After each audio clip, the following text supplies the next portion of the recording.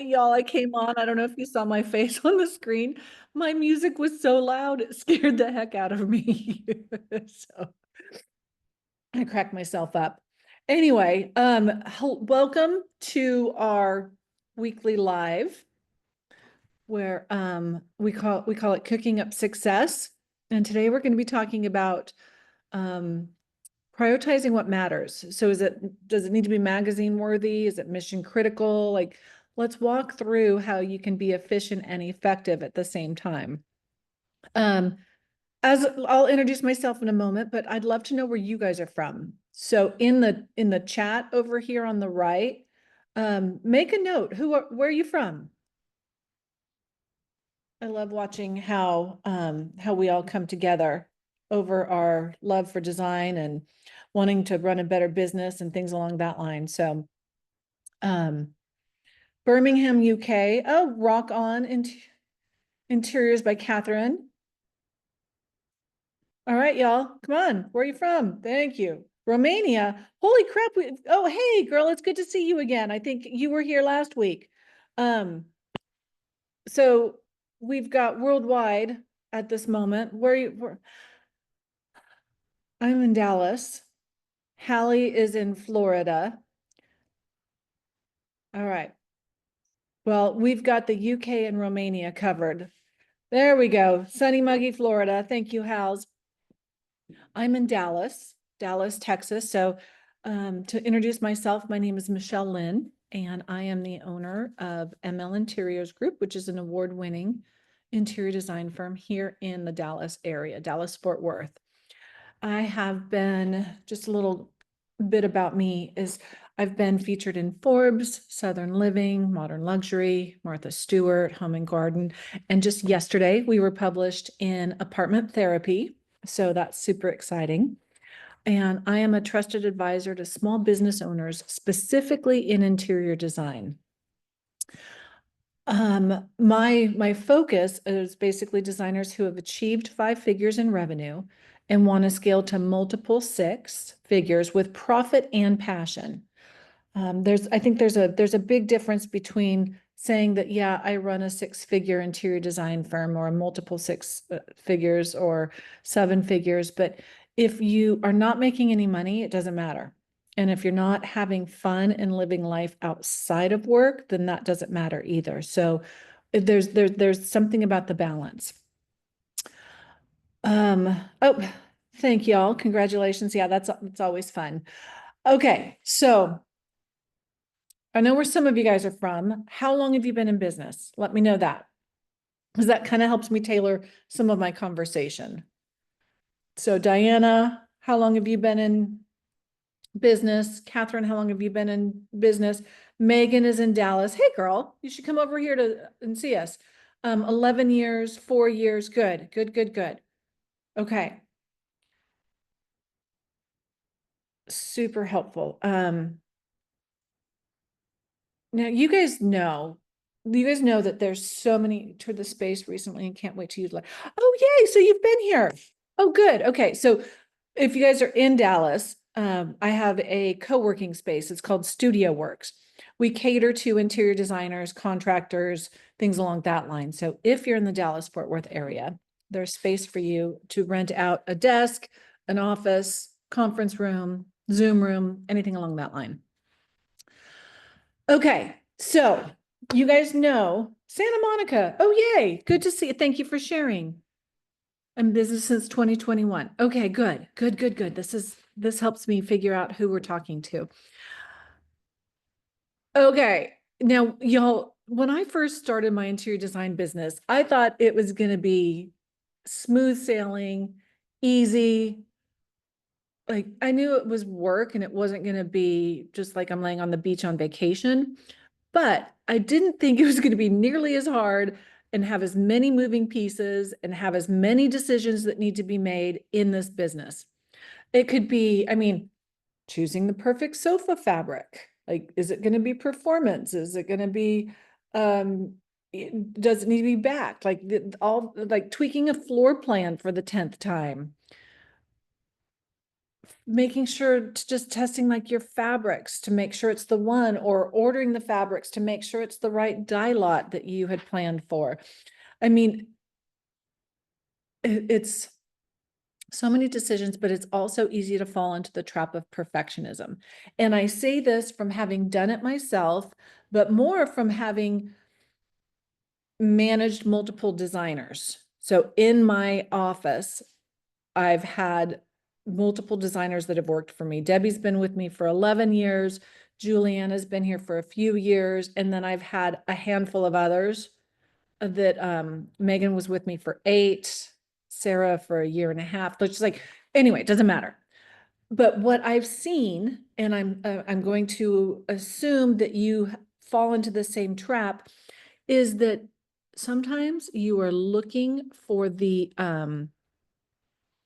perfect solution. So for example, Megan was looking for a lamp to finish the space, but for the most part, what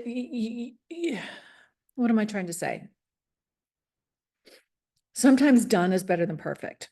Okay. Because before you know it, as you're searching and searching and searching for this perfect selection, hours have disappeared. Okay. Your project is running behind schedule. You're not marketing your business because you were so busy looking for the perfect lamp. All in just the pursuit of making things exactly right. But not everything needs to be perfect. Some things just need to get done. Okay, so designers oftentimes spend too much time chasing flawless results. Does that sound familiar? You're overthinking and you're losing time, profitability, and you're increasing your stress. Yeah, Diana, it's like, I get it. I am a recovering perfectionist. And I see, yeah, good. This is resonating. So this sounds familiar. So let's talk about this. So when it comes to design projects, perfection will matter. And I use the word perfection loosely because that lamp that I was talking about earlier, that was the example I wanted to give. So Megan, early in her career with us, came up with a beautiful design, but she couldn't find the right lamp. Okay, it was a table lamp that she wanted to have. And she looked and she looked, and I was like, Megan, you just have to make a freaking decision, right? No, Michelle, I need this. It was like, okay, you have X number of hours and we're not going to be, you can't go over this. So she went over.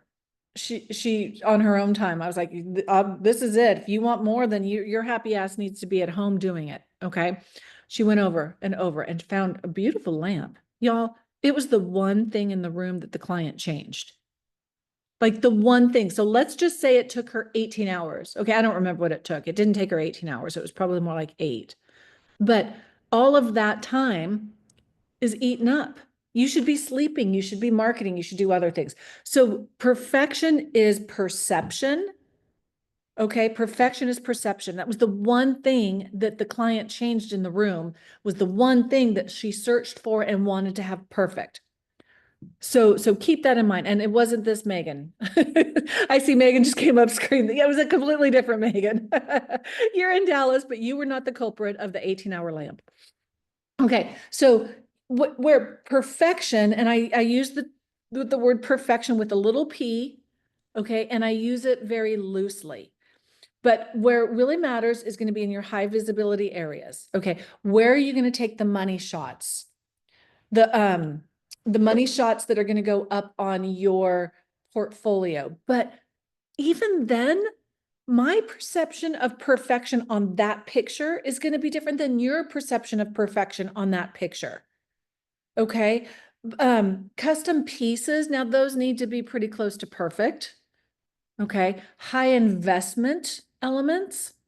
So if it's a $15,000 sectional, it needs to have the absolute positively right fabric. It needs to have the absolute positively right uh, details on it, the right size. et cetera, et cetera. If it's a signature style that defines your brand, then it needs to be on point. Okay. But when good is good enough, it could be like a guest room.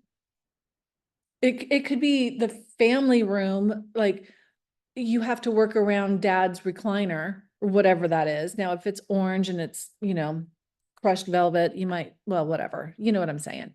Um, or if it's trends, if they're on trend. So maybe that lamp, and this is not the best example, but maybe that lamp is on trend, but it's not quite to scale. Okay, well then it could work because it's going to go away in the next few years anyway. Does that make sense? Like we get so mired in the details of the design, we have to stop and think, okay, this is a kid's room, this is a guest room. Okay, this is a temporary piece because it's so trendy. These are the types of things that as a business person, you have to think about while you're designing. And I know that everybody here is a designer or an artist first, but you have to keep your business hat on as well. So let's talk about your website. Let's talk about your website. There's so many people who haven't done their website because they don't have beautiful portfolio photos. And I'm here to tell you that that doesn't matter that much. In fact, I think I just did a podcast, How's, you might be able to find the link, talking about if you don't how to market your business without a portfolio. But for marketing, you want to focus on the user experience and not necessarily your portfolio. Okay, pixel perfect design is not necessary. You need to make sure that the key elements on your website are done.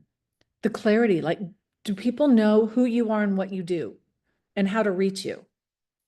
Okay, so this is done is better than perfect, because if it's done, but it's not finished, you can go back and tweak it later.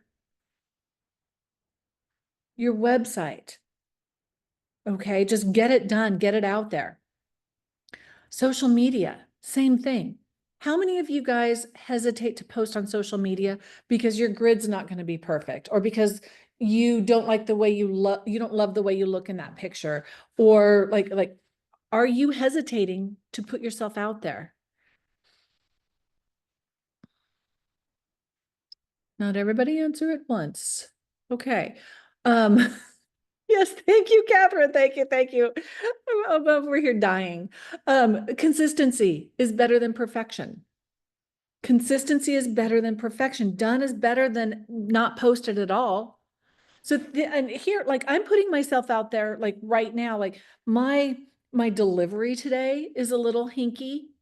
My thoughts are not completely, like, I wasn't feeling sharp to come up here, but I'm here because consistency is better. Yeah, and people don't really care. Hey, Christine, good to see you. Glad you're here. So with social media, it's the engagement that comes from authenticity and not perfection, not flawlessness. Okay. Yay, Megan, inside your brain.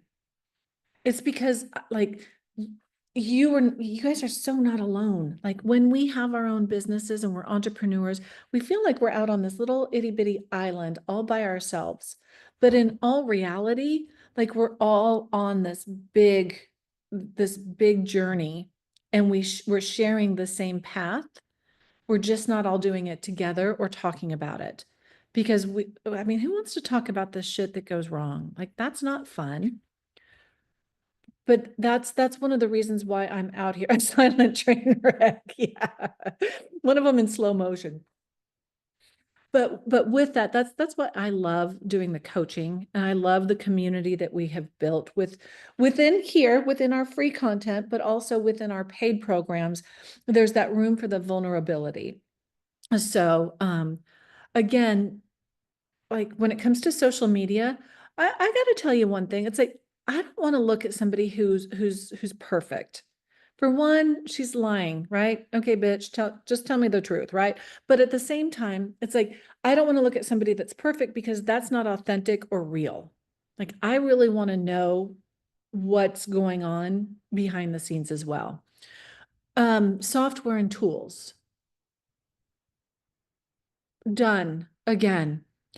Early in my business, I was always looking, oh, okay, so I'm on Studio Designer. That's like, oh, but what about Ivy? Ivy's really pretty. Look at Ivy. Oh, and Ivy's tied with house. I want to do Ivy. So I did Ivy. It wasn't nearly as good. So I had to go back to Studio Designer. Like, pick something and stay with it. Because, oh yes, Hallie, you can spend months looking at programs.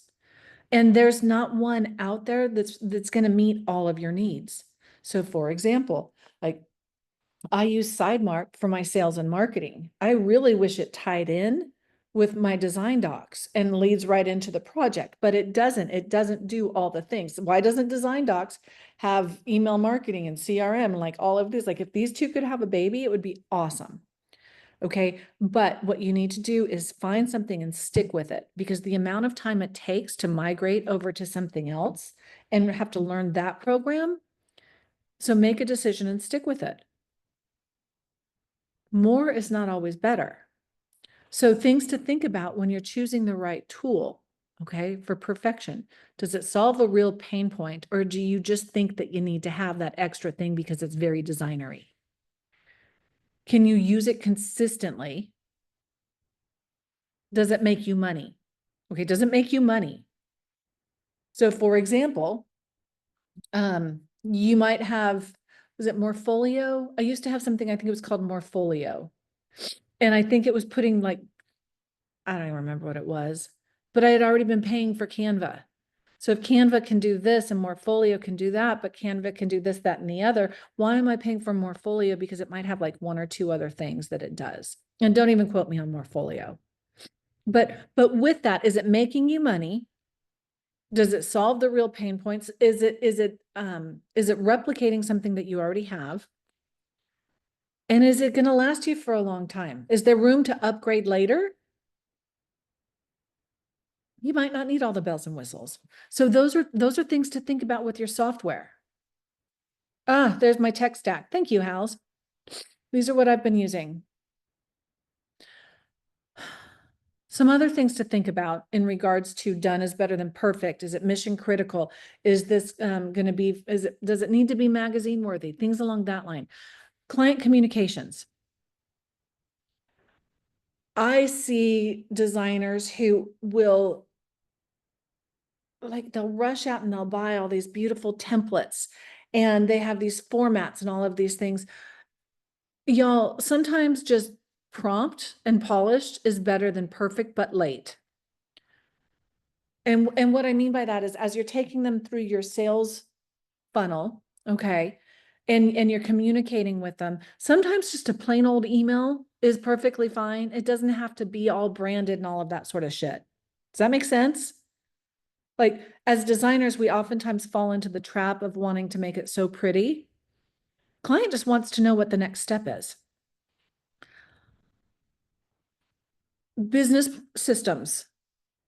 That's my superpower, is being able to see from a 30,000 foot view. Like, we just need to get from here to here. What's the easiest, most effective way to do it?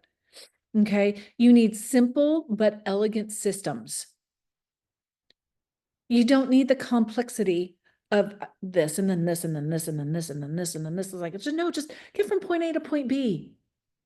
Get from point A to point B. You do not need to stop 17 times to fill up for gas, to pick, to pick up travel mementos or whatever. Like, when you're working, the most simplistic way to get from point A to point B is the best way, 99% of the time. If you think about this, how many of you, and I actually, I'll use my example. And if you can relate to it, you can let me know. Okay. So I look in the mirror and I'm like, I really need to do something about working out. Like, I'm getting old. I need to lift some heavy weights. I need to take some weight off.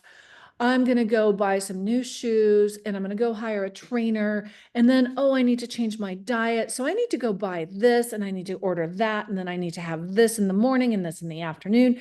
And then I need some new shoes.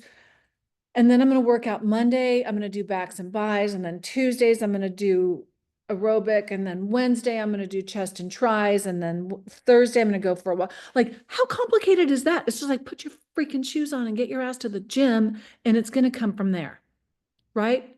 So just aim for simplicity. Just start, and whatever works, repeat. Okay. So many decisions as a business owner, not just the designs that we create. So take a look and see what is going to make the biggest impact over the perfection mind that you have. Does that make sense? So I want to like, I'm going to challenge you. If you're comfortable, throw it in the chat. Remember, we're amongst friends here. Identify one area today where you can settle for done. Done is better than perfect. Like, what do you need to do? What do you need to do to get done? What do you commit to getting done that's not perfect? Come on. Tell me. While you guys are thinking about that and sharing with us, because I'm waiting on you, I want to invite you. On Monday, we are starting a workshop. Okay, some of you might have been, if you've been to our Rolling in the Dough, so Christine, I know you've been, Rolling in the Dough. Oh, good. Interiors by Catherine's on. Our UK girl. Awesome. Rolling in the Dough, it's a 5-day workshop, how to qualify, quote, and close badass clients while you're baking your profits into your project. We have changed it up a little bit. So if you, oh, good, Diana's in. We've got Romania, we've got UK in the house. Awesome. With that, if you've been, come back. Christine, come back and visit us. We've changed it up a little bit. So if you can work it in, awesome. Good. I'm glad you did. It's 5 days. We're on Zoom. We actually have we have 4 bonus days. One of them is a replay. Everything will have replays. You will have a concierge that will hold your hand throughout the workshop. You have a workbook as well. And I piss off enough coaches, other design coaches, because my free content is better than some of their paid content. Not all of them, but there's a few that I've gotten a nasty gram from. So anyway, if you think the free content is good today, all the other cooking up success sessions that we've had, as well as next week, I will also be inviting you next week to join us in the Interior Design Business Bakery. We're changing some of that up as well. Trying to make it a little bit easier, back to the basics.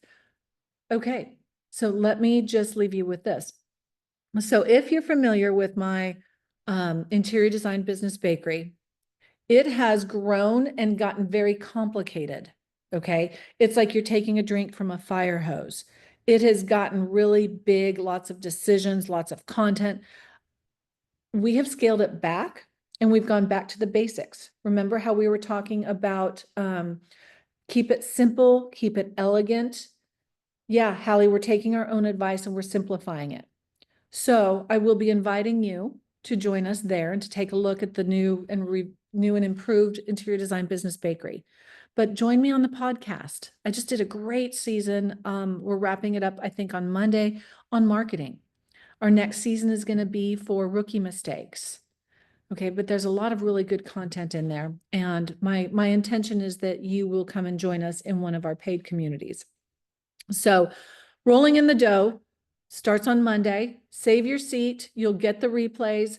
And if you have any questions, head on over to DM me at Design for the Creative Mind on Instagram. So come say hello, come DM me if you have any questions. It is me answering my messages. Hallie, is there anything else? I don't think so. I think that's it for today. I appreciate you guys being here. And I look forward to seeing you guys soon. Yep, Design for the Creative Mind. Hallie, thank you very much for dropping the links in the chat. And I will see you guys on Monday. So that means that next Wednesday and the following Wednesday, there's none of this cooking up success because I go live for a couple hours. We all need a Hallie. Hey, freaking men, Christine. We all I do. need a Hallie and I'm Yeah, Hallie. Hallie needs a Hallie. Uh, So thank you guys for being here. I look forward to seeing you guys next week. Bye.